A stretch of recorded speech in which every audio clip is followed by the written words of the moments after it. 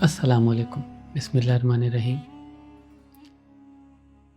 پچھلی قسط میں فرشتوں کے بارے میں بات کرنے کے بعد آج ہم ایک اگلی تخلیق پہ آتے ہیں اللہ کی، جس کا ذکر اللہ نے خود قرآن میں کیا ہے۔ ایک بہت ہی مسٹیریس اور سائنٹیفکلی انٹرسٹنگ ٹاپک جو کہ ہے جن۔ قرآن اور حدیث میں اللہ کی قدرت کا یہ بہت ہی ایک حیرت انگیز حصہ ہے، لیکن کیا یہ صرف روحانی ہستیاں ہیں یا اصل میں سائنٹیفک ایکسپلینیشنز موجود ہیں؟ کچھ ان کی سمجھ جو آج کے وقت پہ سائنس ہمیں دے سکتا ہے۔ آئیے آج ایکسپلور کرتے ہیں کہ جن کیا ہیں، ان کا کمپوزیشن، ان کی فنکشنالٹی، ان کی موومنٹ اور ان کا پرپس۔ تو اصل میں جن ہے کیا؟ جن جو لفظ ہے یہ عربک کا ایک ایسا لفظ ہے جس کا جو روٹ ورڈ ہے وہ جیم نون سے نکل کر آتا ہے، جس کا مطلب ہے چھپا ہوا، ہڈن۔ اور یہ جو چھپنے کا مطلب ہے، یہ کئی اور امپورٹنٹ ورڈز جو عربک میں ہم نے سنے ہیں قرآن میں اور حدیث میں، ان کے بھی روٹ ورڈ میں آتا ہے۔ مثلاً مجنون، یا پھر ایک ایسا بندہ جس کے اوپر جن چڑھ گیا ہو۔ آپ نے سنا ہی ہوگا لیلا اور مجنو کی کہانی۔ اصل میں جو ورڈ ہے وہ مجنو نہیں، مجنون ہے۔ مجنون ایسا بندہ جس کے اوپر جن چڑھ گیا ہو، پوزیس ہو گیا ہو، وہ اس طریقے سے پاگلوں والی حرکتیں کر رہا ہو۔ دوسری طرف ایک اور ورڈ ہم سنتے ہیں، وہ ہے جنہ، یعنی جنت، جو ایک گارڈن ہے، ایک ایسا گارڈن جو ہماری نظروں سے چھپا ہوا ہے۔ دوسری طرف جنن، اس کا بھی مطلب ہوتا ہے ایمبریو یا پھر فیٹس، جو ماں کے رحم میں بچہ، اس کو کہتے ہیں۔ یہ ایک ایسی چیز ہے جو ماں کے رحم میں چھپی ہوئی ہے۔ اور کئی اسکالرس کا تو یہ بھی ماننا ہے کہ عربک کا جو لفظ ہے جن، یہ جڑا ہوا ہے لیٹن کے جینیس سے۔ کچھ لوگ یہ کہتے ہیں کہ جینیس ورڈ نکل کر آتا ہے ایک ایسے بندے کے لیے جس کے کندھے پہ بیٹھا ایک جن اسے غیب کی وہ خبریں دے رہا ہے جو اسے نہیں معلوم، اور وہ لوگوں کو بتا کر کے سب کے سامنے بہت ہی سمارٹ پروف کر دے رہا ہے اپنے آپ کو، اس لیے اسے جینیس کہتے ہیں۔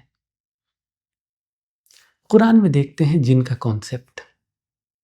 سورۃ الرحمن میں اللہ تعالیٰ کہتے ہیں کہ اور جن کو ہم نے بنایا مارج من نار سے۔ مارج من نار کا مطلب ہے اسموکلیس فائر، ایک فارم آف انرجی۔ سورۃ الجن میں ہے، کہہ دو کہ مجھے وحی ہوئی ہے کہ جن نے سنا اور کہا کہ ہم نے ایک عجیب قرآن سنا ہے۔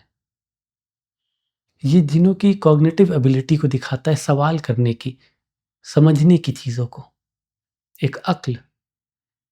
اور دوسری طرف سورۃ الذاریات میں اللہ تعالیٰ فرماتے ہیں میں نے جن اور انسان کو صرف اور صرف اپنی عبادت کے لیے بنایا ہے۔ سورۃ الحجر میں اللہ تعالیٰ نے کہا اور جنوں کو ہم نے بنایا اسموکلیس فائر سے۔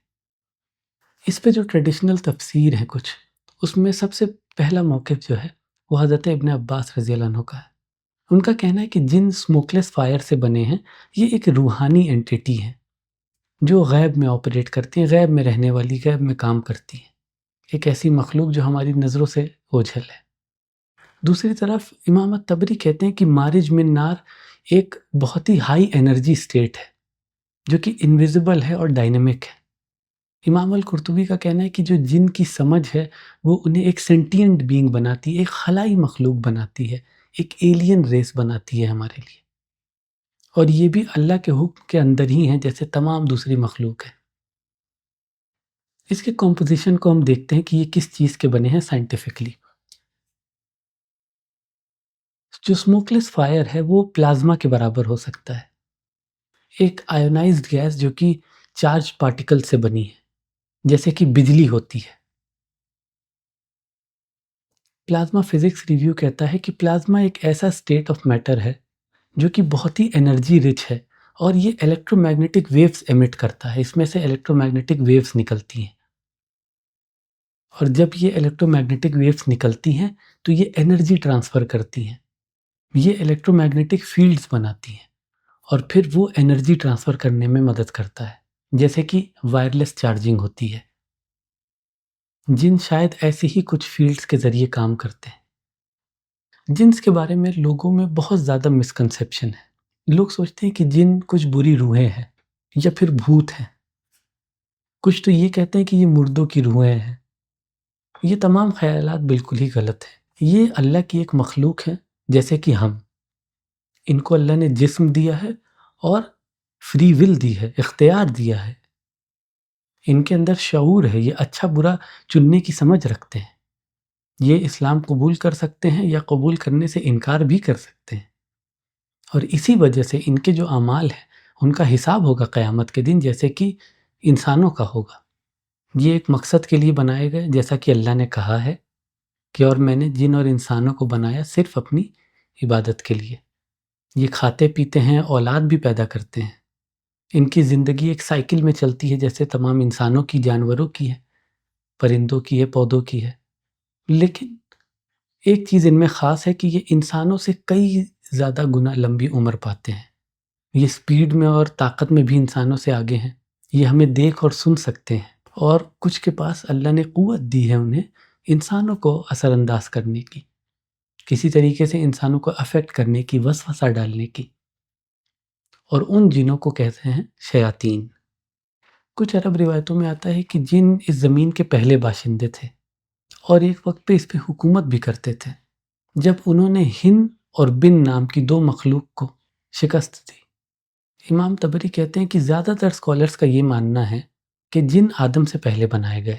ان کے بننے سے پہلے زمین پہ ہنون اور بنون رہتے تھے، ہنس اور بنس، جو بہت ہی زیادہ برے ہو گئے تھے، بہت زیادہ کرپشن پھیلانے والی، فساد کرنے والی مخلوق ہو گئی تھی۔ ان بری ہستیوں نے زمین پر خوب خون بہایا اور خوب برائی پھیلائی۔ جواب میں اللہ نے جنوں کو بھیجا انہیں ہرانے کے لیے۔ جن نے ان سے جنگ کی، انہیں شکست دی، اور پھر زمین پہ اپنی بستیاں بنائیں، خود رہنے لگے۔ لیکن پھر جنوں میں بھی فساد شروع ہو گیا، تو اللہ نے فرشتوں کی ایک فوج بھیجی۔ فرشتوں نے ان کے ساتھ لڑائی کی، ان کو مارا اور جزیروں کی طرف، آئلینڈز کی طرف، یعنی اوشنز کی طرف ڈھکیل دیا۔ رسول اللہ صلی اللہ علیہ وسلم کی حدیث ہے کہ اللہ کے نبی صلی اللہ علیہ وسلم نے فرمایا ایک بار، شیطان یعنی ابلیس جو سردار ہے تمام شیاطین کا، وہ اپنا تخت لگاتا ہے پانی کے اوپر، جس طریقے سے اللہ کا عرش پانی پہ ہے۔ وہ اس زمین پہ رہ کر کے اللہ کی نقل کرنے کی کوشش کرتا ہے، اور وہ روز اپنے لشکر بھیجتا ہے لوگوں کو گمراہ کرنے کے لیے۔ جو سب سے زیادہ فساد کرتے ہیں ان کا درجہ اس کے نزدیک سب سے زیادہ اونچا ہوتا ہے۔ جن کا جو اصل مٹیریل کمپوزیشن ہے، یہ کس چیز کے بنے ہیں اور ہم انہیں کیوں دیکھ نہیں سکتے۔ سورہ ہجر میں اللہ تعالیٰ فرماتے ہیں کہ اور جنوں کو ہم نے بے دھوئیں والی آگ سے بنایا۔ چلیے سائنس سے دیکھتے ہیں اس چیز کو، یہ بے دھوئیں والی آگ ہے کیا؟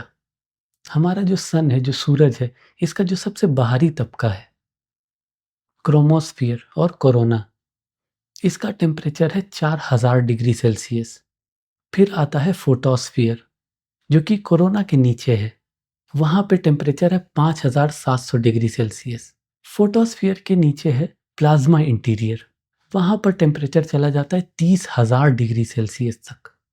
اس ٹیمپریچر پہ جا کے جو ایٹمس ہیں وہ اپنے الیکٹرانز کھو دیتے ہیں، الیکٹرانز فری ہو جاتے ہیں، وہاں جا کر کے ایٹم سے الگ ہو جاتے ہیں، وہاں پہ آزاد گھومنے لگتے ہیں۔ جیسے جیسے ہم لوگ سورج کے سینٹر کی طرف جاتے ہیں، اس کا ٹیمپریچر ملینز آف ڈگریز اور گرم ہوتا جاتا ہے، اور جیسے ہی ایٹمز سے الگ ہونے لگتے ہیں الیکٹرانز، تو ایک بڑا سمندر بن جاتا ہے الیکٹرانز کا، اور ساتھ ہی ساتھ پازیٹیولی چارجڈ آئنز کا۔ یہ اسٹیٹ آف میٹر جہاں نیگیٹو اور پازیٹیو چارجڈ آئنز الگ الگ کام کرتے ہیں، اسے کہا جاتا ہے پلازما۔ قرآن میں ذکر ہوئے بے دھوئیں والی آگ کو پلازما سے کمپیئر کیا جا سکتا ہے۔ سورج کا کور ٹیمپریچر 10 ملین ڈگری سیلسیس تک ہے، وہاں کی ڈینسٹی سالڈ گولڈ سے بھی 5 گنا زیادہ ہے، جو اس زمین پہ موجود کسی بھی ایلیمنٹ سے کئی زیادہ ہے۔ جب یہ نیگیٹو اور پازیٹیولی چارجڈ آئنز الگ ہو جاتے ہیں، تب جو میگنیٹک فیلڈ ہوتی ہے یہ ان کے بیہیویئر کو کنٹرول کر سکتی ہے۔ کچھ ڈیوائسز ہیں جیسے اسٹیلریٹارز، اس میں جو اسٹرانگ میگنیٹک فیلڈ ہوتی ہے یہ پلازما کو کنٹین کر سکتی ہے اپنے اندر، اور ساتھ ہی ساتھ اس کو اسٹیبل بھی بنا سکتی ہے۔ آسان لینگویج میں جو میگنیٹک فیلڈ ہے وہ جنوں کو کنٹرول کر سکتی ہے. کس طریقے سے میگنیٹک فیلڈ کے ساتھ پلازما انٹریکٹ کرتا ہے، یعنی میگنیٹک فیلڈ میں جو جن ہیں وہ کس طریقے سے کنٹرول ہو سکتے ہیں، اسے کہا جاتا ہے میگنیٹو ہائیڈرو ڈائنامکس. جب پلازما میگنیٹک فیلڈ کے ساتھ انٹریکٹ کرتا ہے تو کچھ سٹیبل چیزیں بن سکتی ہیں، جیسے کہ کچھ سٹیبل پیٹرنز یا پھر کچھ سٹرکچرز. میگنیٹک فیلڈ کئی بار انہیں کنٹرول کر کے ایک ڈونٹ کا شیپ دے دیتی ہے. یہ پلازما کے ارد گرد اپنے آپ کو لپیٹ لیتی ہیں پوری طریقے سے، اس کو سٹیبل رکھتی ہیں اور جیسا چاہے شیپ بنا دیتی ہیں ان کا. تو یہ تھیورائز کیا جا سکتا ہے کہ جن جو کہ پلازما کے بنے ہیں یہ میگنیٹک فیلڈ کی وجہ سے الگ الگ فارم لے سکتے ہیں، الگ الگ شیپ لے سکتے ہیں. ان کی دنیا کو اگر ہم پلازما لینڈ بولیں، جہاں پر پلازما سے بنی ہوئی چیزیں رہتی ہیں، تو اس جگہ کے رہنے والے جو بھی باشندے ہیں ان کی لائف الیکٹریکل چارجز اور میگنیٹک فیلڈ پہ ڈیپینڈ کرتی ہے پوری طریقے سے، کہ میگنیٹک فیلڈ کس طریقے سے انہیں شیپ دے گی، کس طریقے کا ان کا حلیہ ہوگا، یہ کیسے دکھیں گے. پازیٹیو اور نیگیٹو آئنس کے بیچ میں کس طریقے کا انٹریکشن ہوگا، یہ بھی میگنیٹک فورسز انفلوئنس کرتی ہیں. یعنی کہ جنوں کا موومنٹ اور ان کی سٹیبلٹی، ان دونوں میں کنٹریبیوٹ کرتی ہے میگنیٹک فیلڈ. فزکس میں ہمیں یہ معلوم ہے کہ موونگ الیکٹریکل چارجز جو ہوتے ہیں یا پھر آئنس، یہ ایک دوسرے کی موومنٹ کو افیکٹ کر سکتے ہیں، موشن کو افیکٹ کر سکتے ہیں. لیکن جب ہم میگنیٹک فیلڈ لے کر آتے ہیں یا کسی بھی طریقے کی میگنیٹک فورس لے کر آتے ہیں تو یہ ایسے سٹرکچرز بنا سکتا ہے جو ان کھلے آزاد گھوم رہے پلازما کو ایک شعور دے دے، ایک فارم دے دے. اب یہ جن اس پلازما کے بنے ہیں یا کسی اور چیز کے، لیکن یہ تو ہمیں پتہ ہے کہ جس آگ کو ہم استعمال کرتے ہیں یہ اس آگ سے تو نہیں بنے ہیں. اللہ نے جو مٹیریل یوز کیا انہیں بنانے کے لیے وہ ایک الگ طریقے کی آگ ہے جو کہ صرف اس کے پاس ہے. قرآن اور حدیث جن کی کائنیمیٹکس اور اسپیشل ڈسٹریبیوشن کا ڈیٹا دیتے ہیں ہمیں آسان لینگویج میں، کہ یہ کتنے تیز بھاگ سکتے ہیں اور کتنی جگہ لیتے ہیں. مثال کے طور پہ سلیمان علیہ السلام کا قصہ سورۃ النمل میں. سلیمان علیہ السلام کو پتہ چلتا ہے ایک کوئین کے بارے میں، ایک رانی کے بارے میں جو کہ ہوتی ہے سبا کی. تو سلیمان علیہ السلام اپنے دربار میں بیٹھے اور ان کے تابع صرف اور صرف ان کے خود کے کورٹ کے لوگ نہیں تھے، بلکہ پورا کا پورا ان کا کنگڈم تھا. ہوائیں تک تھیں، جن تھے، جانور تھے، سارے نیچرل ریسورسز ان کے تابع تھے. سلیمان علیہ السلام نے ایک چیلنج رکھا اپنے کورٹ میں کہ آپ میں جو بھی لوگ یہاں موجود ہیں، کون ہے جو بلقیس کا تخت یہاں میرے سامنے لے کر آئے گا. تو ان میں ایک جن موجود تھا جس کا نام ہے عفریت، یعنی اس کو کہا جاتا ہے کہ سب سے پاورفل جنس میں سے ہے. اس نے کہا سلیمان علیہ السلام سے کہ میں آپ کے اپنی جگہ سے کھڑے ہونے سے پہلے لے آؤں گا. اس نے اپنی جو کائنیمیٹکس ہے، اپنی سپیڈ ہے، اس کا اظہار کرتے ہوئے بتایا کہ اس کی کیا طاقت ہے اور کس طریقے سے وہ اتنی جلدی اتنا بڑا ایک تخت لا کر کے یہاں پر رکھ سکتا ہے.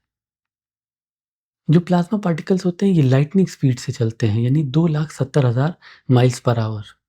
کوانٹم موبیلٹی کی ریسرچ ایک ٹرم دیتی ہے جس کو کہتے ہیں کوانٹم ٹنلنگ. یہ کسی بھی پارٹیکل کو انسٹنٹلی ریلوکیٹ کرنے میں مدد کر سکتا ہے.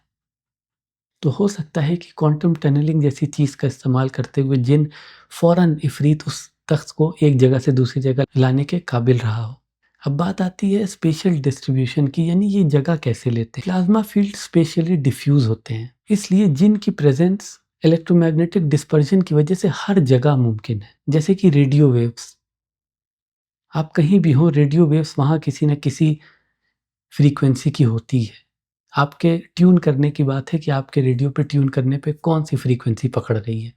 اسی طریقے سے جن بھی جو پلازما کے بنے ہوئے ہیں موجود ہوتے ہیں جگہوں پہ، لیکن جب یہ موجود ہے تو ہمیں نظر کیوں نہیں آتے. جس طریقے سے ریڈیو ویوز ہیں اسی طریقے سے اور بھی ویوز ہوتی ہیں. लाइट स्पेक्ट्रम इलेक्ट्रोमैग्नेटिक वेव्स की एक रेंज है, जिसमें विजिबल लाइट एक बहुत ही छोटा सा हिस्सा है, जो हम देख सकते हैं। ये हमने फरिश्तों वाले चैप्टर में भी पढ़ा। ये विजिबल स्पेक्ट्रम में वो कलर्स हैं जो हमें दिखाई देते हैं, यानी जो रेनबो के कलर हैं, रेड से वायलेट के बीच। लेकिन इस रेंज के बाहर भी कई तरीके की रेज़ हैं, जैसे कि यूवी रेज़ हैं, एक्स रेज़ हैं, गामा रेज़ हैं या फिर रेडियो वेव्स हैं। और इसी में आती है इलेक्ट्रोमैग्नेटिक वेव्स भी। इन सब को हम अपनी आँखों से नहीं देख सकते, लेकिन किसी न किसी स्पेशल इंस्ट्रूमेंट से इन्हें डिटेक्ट किया जा सकता है। मिसाल के तौर पे रेडियो वेव्स को एक रेडियो पे डिटेक्ट कर सकते हैं। लेकिन जिस मटेरियल के बने हुए हैं, वो इस पूरे के पूरे हमारे इलेक्ट्रोमैग्नेटिक स्पेक्ट्रम के ही बाहर है, क्योंकि आज तक हमारे पास कोई ऐसा इंस्ट्रूमेंट नहीं बन पाया जो इन्हें डिटेक्ट कर सके। हमारी पूरी सेंसरी और टेक्नोलॉजिकल कैपेबिलिटीज़ जिनकी एनर्जीज़ को समझने या डिटेक्ट करने में बहुत ही लिमिटेड है। अब एक और थ्योरी जिन के बारे में, वो ये कहती है कि ये हमारे साथ एक पैरेलल डायमेंशन में रहते हैं। सूरतुल आराफ में अल्लाह ताला फरमाते हैं, बेशक वो और उसका कबीला तुम्हें वहाँ से देखते हैं जहाँ से तुम उन्हें नहीं देख सकते। ये आयत बताती है कि शैतान और उसके कबीले के पास, उसके साथियों के पास हमसे ज़्यादा परसेप्शन है चीज़ों का। ये कॉन्सेप्ट मॉडर्न थियोरेटिकल फिज़िक्स के ज़रिए समझ सकते हैं, ख़ास तौर पे स्ट्रिंग थ्योरी और एम थ्योरी, जो कहते हैं कि हमारी कायनात एक 3 डायमेंशनल मेम्ब्रेन हो सकती है, एक से ज़्यादा डायमेंशनल स्पेस के अंदर। स्ट्रिंग थ्योरी कहती है कि कायनात के जो फंडामेंटल कंपोनेंट्स हैं, बिल्डिंग ब्लॉक्स जिससे कायनात बनी है, वो छोटे-छोटे वाइब्रेटिंग स्ट्रिंग्स हैं। ये स्ट्रिंग्स अलग-अलग फ्रीक्वेंसी पे वाइब्रेट करते हैं और उनकी वाइब्रेशंस अलग-अलग पार्टिकल्स और फोर्सेस से मैच करती है। इस थ्योरी के मुताबिक हमारी कायनात में कई सारे डायमेंशंस हो सकते हैं, जो हमारे मारूफ 3 special dimension up, down, left, right और फॉरवर्ड एंड बैकवर्ड, इससे हट करके इसके भी ऊपर है। स्ट्रिंग थ्योरी के सबसे एडवांस्ड वर्जन एम थ्योरी में कायनात को 11 डायमेंशन तक बताया गया है, 10 स्पेशल डायमेंशंस और एक टाइम डायमेंशन। जिनको इस फ्रेमवर्क में समझने के लिए ये सोचिए, स्ट्रिंग थ्योरी में जो ज़्यादा डायमेंशन बताए गए हैं, ये हम अपनी 3 डायमेंशनल दुनिया से ऑब्जर्व नहीं कर सकते, देख नहीं सकते, क्योंकि ये बहुत ही छोटे स्केल पे कॉम्पैक्टिफाइड हैं या बहुत ही छोटे स्केल पर काम कर रही हैं। इसका मतलब है कि हमारी जो रोज़मर्रा की ज़िंदगी है, हमारे जो तजुर्बे हैं, ये सिर्फ़ इस 3 स्पेशल डायमेंशन तक लिमिटेड है। लेकिन एडिशनल डायमेंशंस भी हैं, जो पार्टिकल्स और फोर्सेस की प्रॉपर्टीज़ को और उनके बिहेवियर को अफ़ेक्ट करते हैं, जो कि हमारी नज़रों के बाहर है। अगर जिनको ऊँचे डायमेंशंस में, ज़्यादा डायमेंशंस में मौजूद समझा जाए, तो ये एक ऐसी मख़लूक हो सकती है जो हमसे ऊँचे डायमेंशन में है, लेकिन हमें उनका तसव्वुर नहीं है, हम उन्हें देख नहीं सकते, हम उन्हें समझ नहीं सकते। स्ट्रिंग थ्योरी के मुताबिक ये जो ज़्यादा डायमेंशंस हैं, ये एक पॉसिबिलिटी क्रिएट करते हैं, एक ऐसी मख़लूक की जो हमारे 3 डायमेंशन से ऊपर है। मसलन आपने पेपर पे एक डॉट बनाया, अब वो डॉट एक 2 डायमेंशनल स्पीशीज़ है, वो अप, डाउन और लेफ्ट, राइट जा सकता है सिर्फ़। लेकिन आप 3 डायमेंशनल हैं, एक हायर डायमेंशन की स्पीशीज़ है, आप उसे देख सकते हैं कहीं से भी। लेकिन वो आपको तभी तक देख पाएगा जब तक आप उसके सामने हैं। आप उसके सामने से हटेंगे, वो डॉट आपको नहीं देख सकता।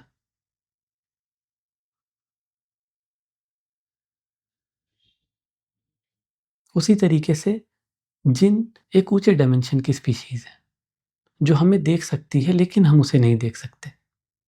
वो हम उसे तभी देख सकते हैं जब वो खुद हमारे सामने ज़ाहिर होके आना चाहे, जैसा कि हम उस डॉट के सामने जब आते हैं। जिन वो हस्तियाँ हो सकती हैं जो ज़्यादा डायमेंशन के मैटर और एनर्जी से बने हैं। असल में जो बेधुएँ वाली आग कहा गया है, अगर ये हायर डायमेंशन की स्पीशीज़ हैं, तो हम तो बिल्कुल ही नहीं समझ सकते कि ये बेधुएँ वाली आग होती क्या है? क्योंकि हमारे डायमेंशन में तो आग को हम एक ही तरीके से देखते हैं, समझते हैं। लेकिन उस डायमेंशन में आग किस तरीके से काम करती है, हमें पता ही नहीं। आइंस्टाइन की थ्योरी ये तक कहती है इस एक्स्ट्रा डायमेंशन के बारे में कि ये चौथा डायमेंशन टाइम का भी हो सकता है, जो कि हमें सिर्फ़ left, right, forward, backward, up, down के अलावा वक़्त में भी ट्रैवल करने में मदद कर सकता है। लेकिन हम ये जानते हैं कि जिन्हों को अल्लाह ने ताकत नहीं दी है वक़्त में सफ़र करने की। تو اگر وقت ایک اونچا ڈائمنشن ہے تو جن بالکل اس کے نچلے ڈائمنشن میں ہی ہوں گے. اگر ہم تیسرے ڈائمنشن کی اسپیشیز ہیں تو ہو سکتا ہے جن چوتھے کی ہو اور پھر وقت پانچویں ڈائمنشن کا ہو یا اس سے بھی اونچا ہو وقت. کیونکہ کوئی بھی مخلوق ایسی نہیں ہے جس کو اللہ نے وقت میں سفر کرنے کی اجازت دی ہے.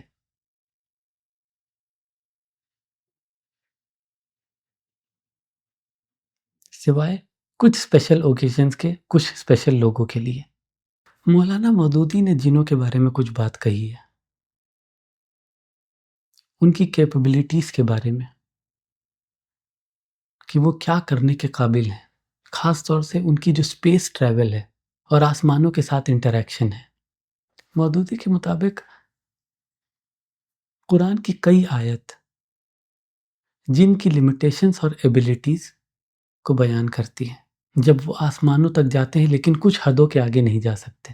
ان کو آسمان میں جو باتیں ہو رہی ہیں، سیلیسٹیل جو کانورسیشن ہے، انہیں بھی سننے سے روکا جاتا ہے. اور اگر وہ کوشش کرے تو آگ کے شعلے یا پھر سولر فلیئرز انہیں بھگا دیتے ہیں. بے شک ہم نے قریبی آسمان کو ستاروں کی زینت سے سجایا ہے اور ہر سرکش شیطان سے حفاظت کے لیے بنایا.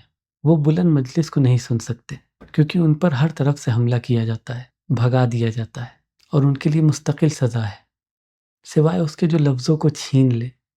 لیکن اس کے پیچھے ایک جلتا ہوا شعلہ اس کا پیچھا کرتا ہے جو اندھیرے میں. یہ بات ہے کہ جن سب سے زیادہ جو دور کی حدیں ہیں پہلے آسمان کی، وہاں تک جا سکتے ہیں.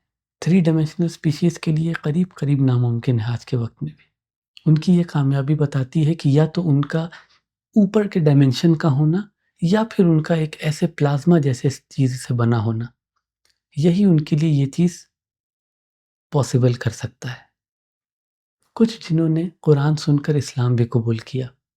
قرآن کہتا ہے کہ بولو مجھے وحی کے ذریعے بتایا گیا کہ جن کا ایک گروہ سن رہا تھا اور انہوں نے کہا بے شک ہم نے ایک عجب قرآن سنا ہے جو حق کی طرف ہدایت دیتا ہے. ہم نے اس پر ایمان لایا اور ہم اپنے رب کے ساتھ اور کسی کو شریک نہیں کریں گے. سورۃ الجن.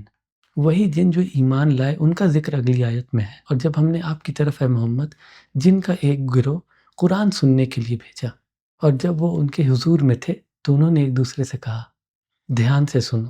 اور جب یہ ختم ہوا وہ اپنے لوگوں کے پاس گئے ڈرانے والے بن کر.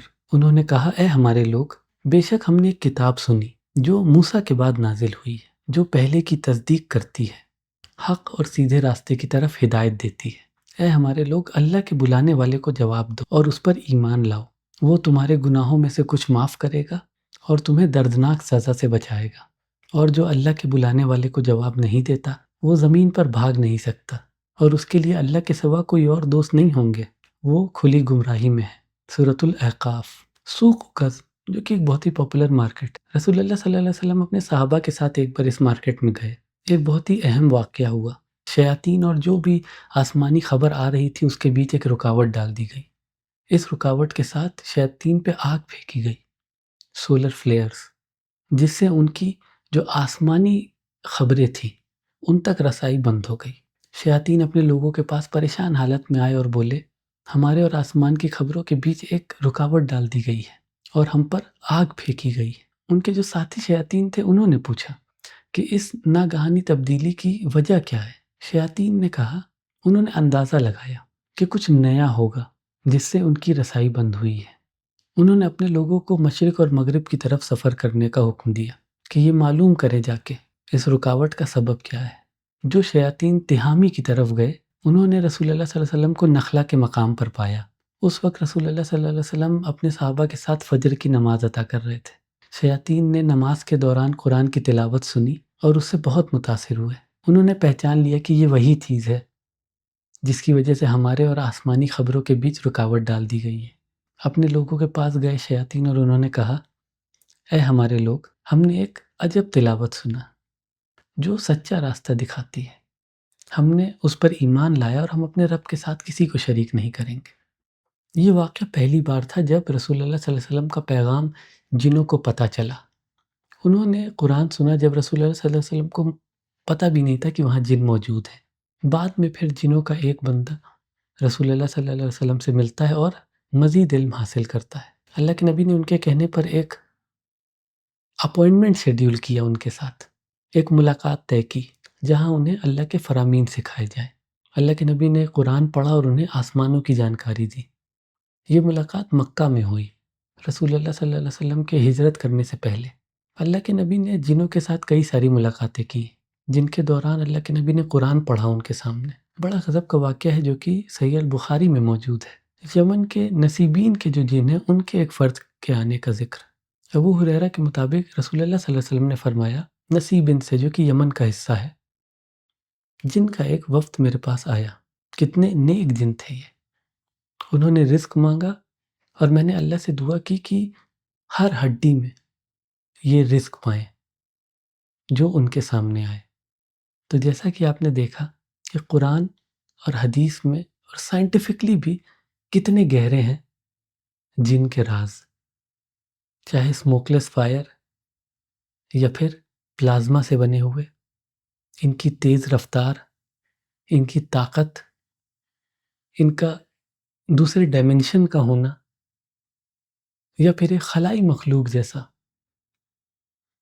جو کہ آسمانوں میں سفر کرتی ہے، جن کے کئی سارے پہلو ہیں جسے سمجھنے کے لیے ہمیں کئی اور سارے ویڈیوز لگیں گے،